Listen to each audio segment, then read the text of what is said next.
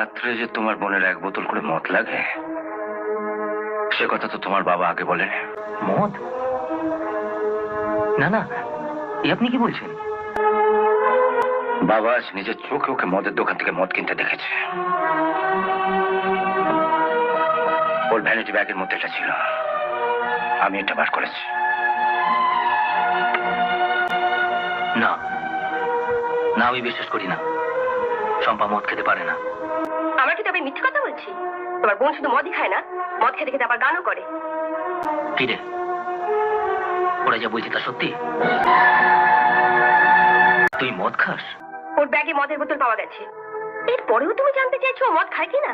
ওর ব্যাগের ভেতর থেকে মদের বোতল পাওয়া গেছে বলে এই নয় যে ও মদ খায়। ও আমাকে একটা চাকরি পাইয়ে দিয়েছে, তাই ওকে দেবো বলে এই ব্যাগে করে আমি একটা শাড়ি নিয়ে এসেছি। তা আমার ব্যাগ থেকে শাড়ি বেরোলো বলে আপনারা কি বলবেন? মাঝে মধ্যে প্যান্ট শার্ট ছেড়ে আমি শাড়িও পরি।